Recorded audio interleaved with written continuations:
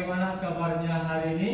Baik, Pak. Ya, semuanya sudah sarapan? Sudah.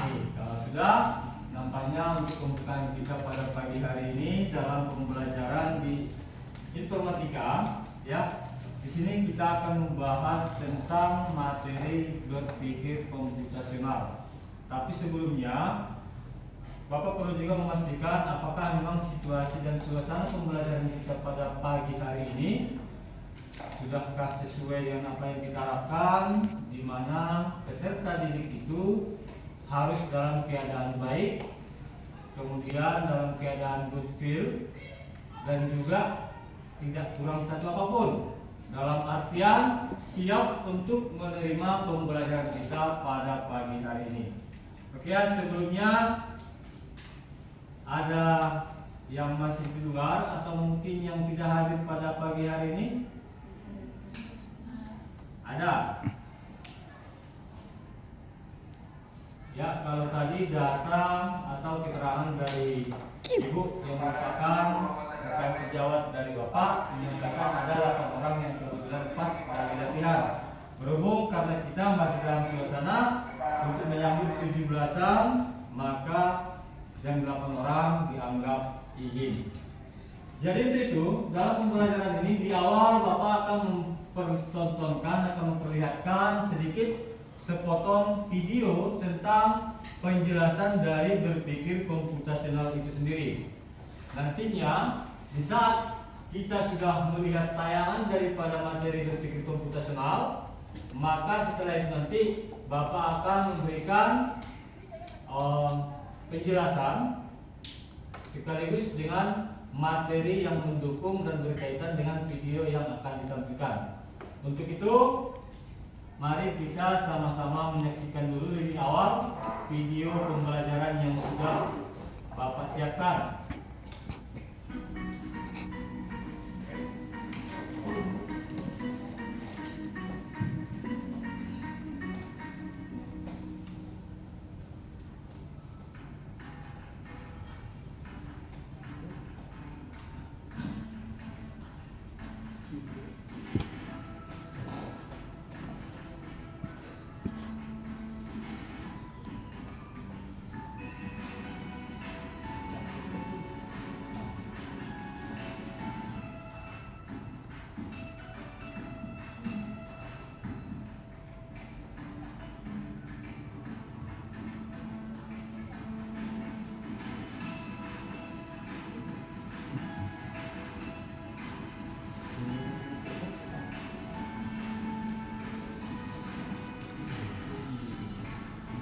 Assalamualaikum, saya Sinana Mariani.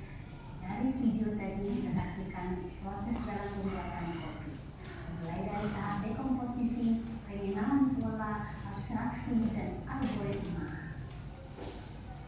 Nah, pada kesempatan kali ini kita akan mempelajari materi berpikir komputasional. Adapun tujuan pembelajaran kita sebagai berikut.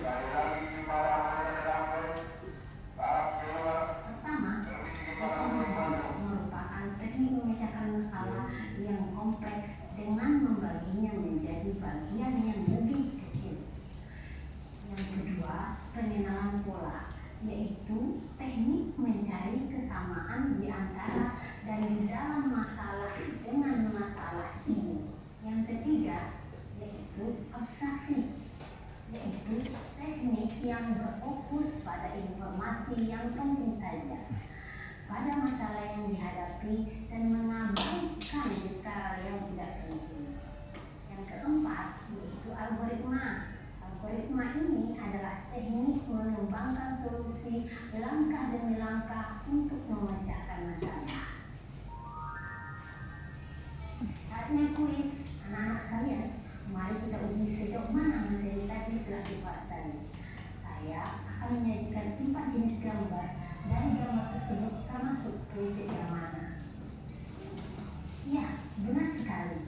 Ini dekomposisi, ini pengenalan pola, ini abstraksi, dan ini algoritma. Anak kalian, dapat kita simpulkan bahwa berpikir komputasional merupakan proses memecahkan masalah menggunakan teknik ilmu komputer. Dalam berpikir komputasional ada 4 prinsip dalam memecahkan masalah. Yang pertama review, pengenalan pola, abstraksi, dan yang terakhir adalah algoritma. Demikianlah yang kita pelajaran pada kesempatan kali ini. Tetap semangat belajar. Assalamualaikum warahmatullahi wabarakatuh.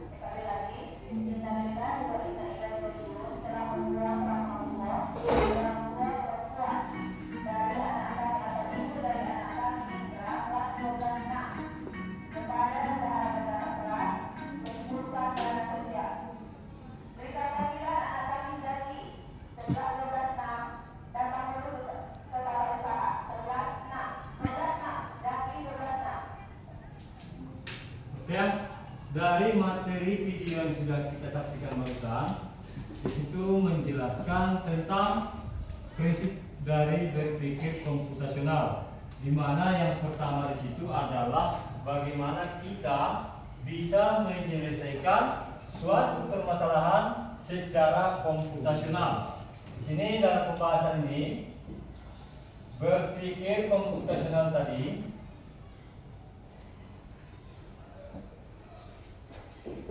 mengartikan bahwasanya semua bentuk masalah yang kita dapatkan atau yang kita hadapi bukan hanya dari sekedar yang berhubungan dengan numerik, tetapi yang non numerik juga atau yang literasi non numerik. Di mana di sini katanya tadi adalah membagi atau memecahkan beberapa persoalan berdasarkan jenisnya.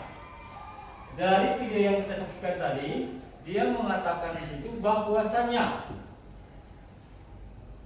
untuk berpikir komputasional itu sesuai dengan fungsi dan deskripsinya adalah cara berpikir untuk memecahkan masalah secara sistematis dan logis.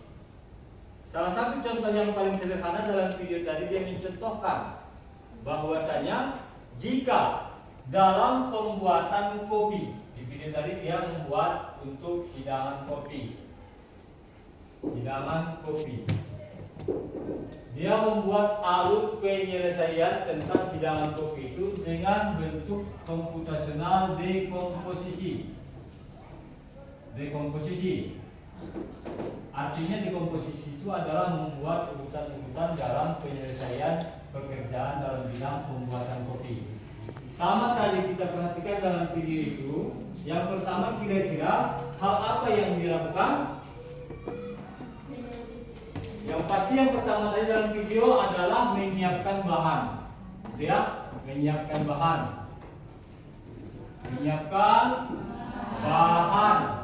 Yang dia maksud bahan yang untuk dijadikan segelas kopi.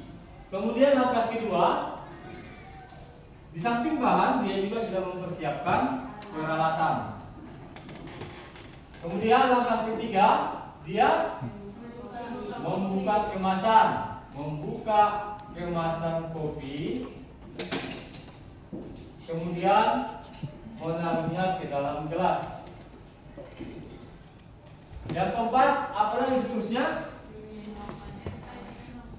Menuangkan. Dan apabila dalam faktor kedua dalam sebuah kebiasaan juga, kalaupun misalnya ada bahan tambahan selain daripada bubuk kopi itu sendiri, termasuk memasukkan gula sebagai bahan tambahan. Setelah itu lanjut ke langkah berikutnya adalah memasukkan air panas atau istilah diseduh. Kemudian yang keenam masuklah dia kepada langkah yang terakhir. Artinya apa tadi? Mengaduk gelas tersebut yang sudah terisi kopi dan gula. Dari kelima tahapan langkah inilah yang dia buat sebagai tahapan-tahapan dalam pengerjaan atau penyelesaian pekerjaan menghidangkan kopi dengan cara dekomposisi tadi. Ya, ini merupakan tahapan. Nah, kecuali selain daripada model seperti ini, kira-kira yang mempunyai tahapan kalau kita hubungkan ke sebuah aktivitas selain daripada bikin kopi, misalkan kita membuat jenis permasalahan yang lain. Contoh, bagaimana untuk membuat daftar tiket kelas. Pekerjaannya berbeda, tetapi ada juga langkah-langkahnya yang kita buat sebagai persamaan agar daftar tiket kelas itu terselesaikan. Anggap persoalannya adalah membuat daftar tiket kelas. Artinya bisa kita pilih-pilih tahapan-tahapannya dari awal sampai daftar kelas itu selesai. Dengan kasus dan cara yang sama, kira-kira yang pertama apa kita buat sebagai langkah awalnya? Yang pertama siapkan dulu ya, karena ini bukan berupa hidangan atau sejenis makanan, ini berupa daftar. Berarti yang kita siapkan adalah data siswanya. Karena kalau nggak ada data siswa, tidak ada data yang mau kita olah untuk dijadikan daftar, kan gitu ya. Setelah data siswa, hal kedua, apa yang mau kita buat? Langkah berikutnya setelah data ada, mungkin siswanya sudah terdata sebanyak 35 orang untuk kelas 11-2. Data sudah ada. Selanjutnya apa yang mau kita selesaikan? Tahap kedua, ya, membagi. Rencana kita misalkan rencanakan karena kita 5 hari sekolah, berarti membagi berapa? Membagi 5 bagian. Kenapa 5 bagian? Karena sekolahnya 5 hari, mulai dari Senin sampai Jumat. Nah, kita bagi 5 dulu. Berarti kalau 35 orang dibagi 5, berapakah satu kelompok? 7. Artinya kita sudah membagi 5. Anggap sajalah selesai pada tahap itu langsung 7 orang per kelompok. Kemudian setelah itu apa lagi? Orangnya sudah kita bagi 5, dapat 7 orang per hari. Setelah itu apa lagi kira-kira tahap berikutnya? Menunjuk hari. Oke lah, karena dia bukan data penting, karena kita mengambil datanya mungkin sesuai absen kan. Sesuai dengan abjad 1 sampai 7 masuk ke hari Senin, begitu ya. 8 sampai 16 masuk ke, dan begitulah seterusnya. Membuat, tentu dia akan diletakkan pada sebuah namanya lembaran kerja, gitu ya. Berarti membuat format tiket. Membuat format tiketnya, apakah dia di kertas manila, apakah dia di kanvas yang mau kita cetak digital, itu terserah. Masalah bahan tidak dipermasalahkan. Pokoknya adalah tempat membuat format tabel-tabelnya. Setelah kita membuat format tiketnya di atas kanvas atau di atas lembar kerja, terusnya apa lagi? Tentu mengisikan.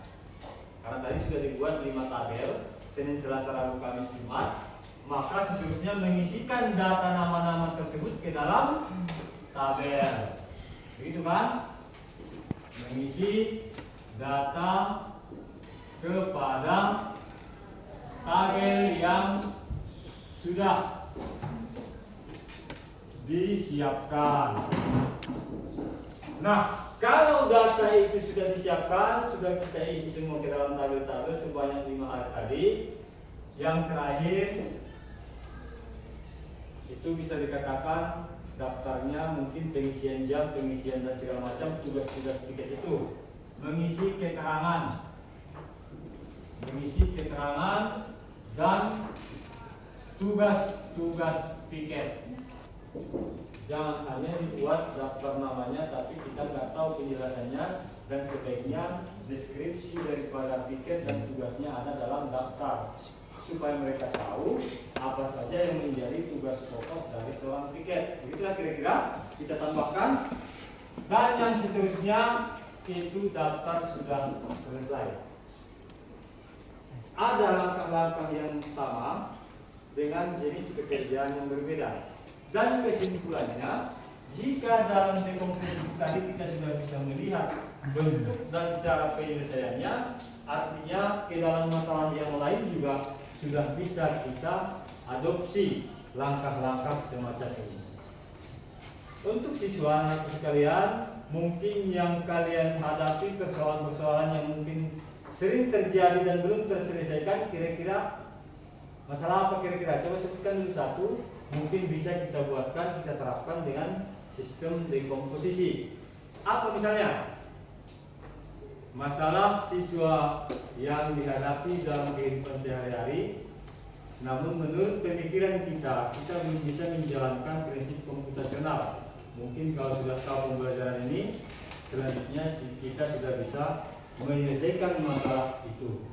Ada nggak kira-kira? Silahkan. Tolong.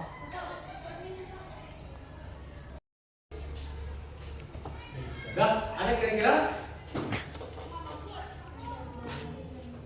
Ya. Jadwal harian.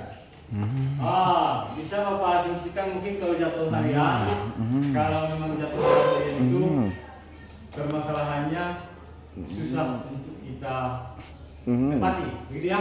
Nah, bisa kita ambil satu kesimpulan, masalahnya adalah langsung dieksekusi ke masalahnya.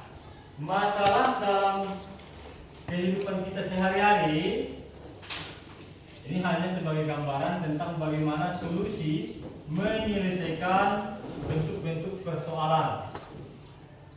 Ambil satu langsung contohnya.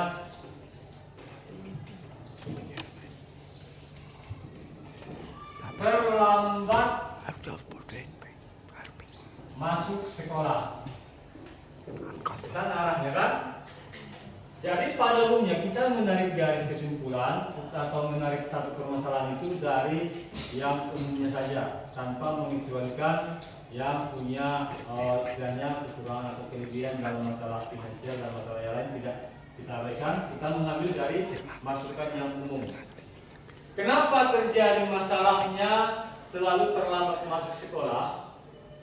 Artinya diambil dari garis waktu di apel pagi saja, bukan terlambat setelah masuk jam pelajaran. Berarti bisa kita pilih bagaimana solusi untuk mengatasi keterlambatan sekolah itu. Walaupun kenyataannya memang kita tidak bisa mengikuti, tapi kalau kita buat dalam sistem dekomposisi, itu masalah selesai. Masalah dilakukan 100% atau tidak, itu urusan lain. Karena pada prinsipnya kita membahas secara dekomposisi. Ketika kita ingin pergi ke sekolah supaya tidak terlambat, yang pertama apa yang kita lakukan? Pagi ini pasti ya, masalahnya kan bisa kan gitu ya. Sebagian kecil, kalau sebagian besar pasti bisa. Buktinya selalu lebih banyak yang hadir dari yang terlambat. Yang hadir 500, terlambat 100, artinya 5:1. Gitu ya. Cepat bangun. Cepat bangun itu kategorikan biasanya pada jam berapa? Jam 5. Oke, kalau yang muslim pastinya sudah sholat subuh ya. Oke, anggap saja lah jam 5. Artinya sebenarnya kalau sudah sampai di tahap satu saja masalah sudah hampir selesai. Yang jadi masalah kenapa? Karena selalu di 6.30 atau bahkan jam 7. Gitu ya. Tapi kita ambil yang standar, seperti yang Bapak katakan. Cepat bangun atau bisa diasumsikan sekitar jam 5 pagi. Setelah cepat bangun kamu ngapain? Gak mungkin langsung pakai baju sekolah seragam kan? Mandi. Bersihkan celah-celah Dan sholat. Setelah itu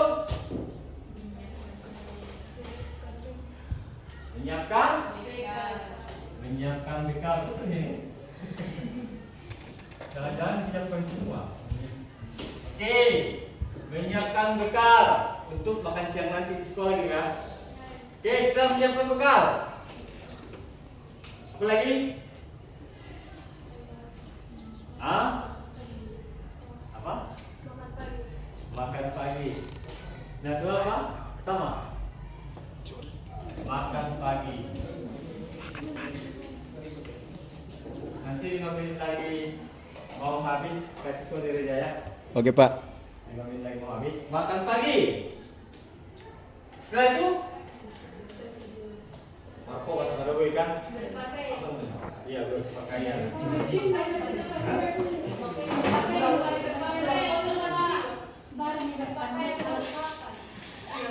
Ya, oke lah. Karena ini mau masih tahap masalah nomor urutannya mungkin yang apa?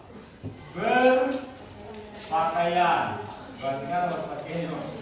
Iya, oke ya. Itu berpakaian sekolah, tidak. Jangan tidak. Berpakaian. Habis itu semua sudah lengkap, berangkat. Pantaslah mamanya selalu mengeluh. Sedikit enggak dia yang membantu. Ya. Dari poin penyelesaian ini memang selesai. Tapi nampaknya usia kalian kalau sudah anak gadis usia 12, kelas 12 nggak ada disinggung. Kamarnya pun berantakan ini berarti. Kasurnya selimut segala macam berantakan. Yang lain-lain pokoknya masuk tahap berangkat. Selesai. Kalau memang sudah seperti ini dia persiapannya, pastikan berangkatnya juga harus pada pukul 6.30 maksimal. Ada penentuan nilai atau waktu. Nanti kalau berangkatnya jam 8.30 ya sama aja tetap masuk ke kategori terlambat. Ada pembatasan berangkat 06 jam 6.30 atau setengah 7 maksimal. Kalaupun dia mungkin yang dari lambat, ini sudah sampai kurang lebih 20 menit, sudah bisa lah 7 kurang 5, 7 kurang 10 sekolah. Kalau ini dia algo dekomposisi tentang penyelesaian masalah terlambat tadi dilakukan setiap hari secara kontinu, tidak berubah pada jadwal, boleh berubah tapi berubah ke yang lebih cepat. Mau bangun 4.30, jangan lagi lewat dari jam 5, itu masalah selesai. Tidak akan pernah lagi kejadiannya kita terlambat masuk ke sekolah. Kalau urutan dan cara penyelesaian masalahnya sudah kita ikuti secara kontinu dan secara tetap. Namun kejadiannya mungkin pada saat ini belum sampai ke sana, tapi masih dalam tahap diusahakan ya. Dari kelas 10 diusahakan, sekarang kelas 12 masih tetap mengusahakan. Kurang lebih 3 tahun ya. Ya, betul memang. Kita jumpanya di kelas 10 sampai di kelas 12 masih tetap berusaha. Mudah-mudahan di hari ujian akhir sekolah hari terakhir itu sudah tercapai. Pas tercapai coba harus paham. Amin. Oke, yang jelas ini dia dekomposisi tadi. Nah, setelah dekomposisi ada katanya penyelesaian masalah dengan bentuk pola. Dengan pola, dia masih bertanya, dia bertanya ke slide berikutnya, apakah itu penting? Ya penting sekali jawabannya. Kalau dia di situ mengatakan kemampuan ini sangat berguna tidak hanya dalam bidang pemrograman, tapi juga dalam bidang lain seperti sains, ekonomi, pendidikan, dan kehidupan sehari-hari. Ini membantu siswa menjadi penyelesaian masalah yang tangguh. Salah satu seperti itulah dia. Solusi kita dapat, cara kita dapat, prakteknya masih dalam usaha. Ya, masih dalam proses. Dan berpikir lebih terstruktur dan efisien. Apa yang dia maksudkan dengan terstruktur dan efisien? Kadang-kadang kita memang pada sebuah permasalahan kita pribadi saja, kita sering melakukan penyelesaian secara tidak berurut sehingga masalah itu tidak pernah selesai. Maksudnya begini, andai katakanlah satu tugas, apakah itu tugas makalah misalkan, kita lebih cepat buru-buru mau menulis tanpa mengumpulkan data apa sajakah yang mau kita tulis. Sering mengalami hal seperti itu kan? Guru ngasih tugas, langsung kalian ngumpul secara kelompok, apakah dia perseorangan, langsung mau ditulis. Tapi belum berpikir apa yang mau ditulis, tentang apa dia yang mau kita buat. Yang kita ambil langsung buku dan pulpen. Seharusnya tidak, itulah yang dipikir, yang dia maksud terstruktur. Pikirkan dulu tentang apa, baru tuntaskan apa saja yang berhubungan dengan tugas itu, barulah kamu mulai menulis. Keseringannya langsung ambil buku mau ditulis, terakhir mentok di situ. Ayo tulisan. Biasanya itulah dia yang dia maksudkan berpikir terstruktur dan efisien. Kalau mengikuti secara alur dari penyelesaian sebuah masalah. Kemudian 4 pilar berpikir komputasional. Tadi yang Bapak jelaskan, kita buatkan contoh juga, sudah termasuk decomposition, pemisahan masalah. Kemudian ada pattern recognition atau pengenalan pola, di mana pengenalan pola itu adalah mencari kemiripan atau pola dalam masalah yang berbeda-beda. Contohnya, dalam soal matematika, jika kita melihat soal dengan tipe yang sama berulang, kita bisa mengenali pola dan tahu cara menyelesaikannya.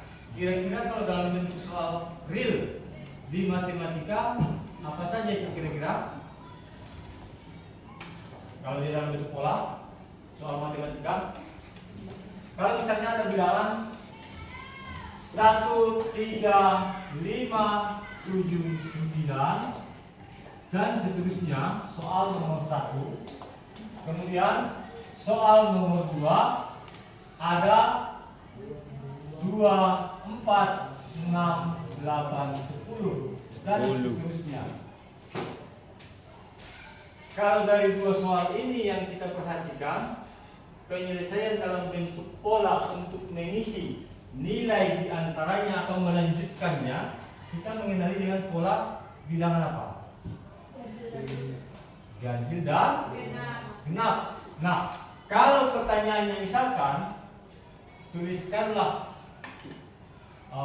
bilangan lanjutan dari deret tersebut, berarti kalau kita lihat dari angka-angkanya, polanya adalah pola bilangan ganjil. Artinya kita sudah tahu bahwa jawabannya adalah berapa? 11, 13, dan 14.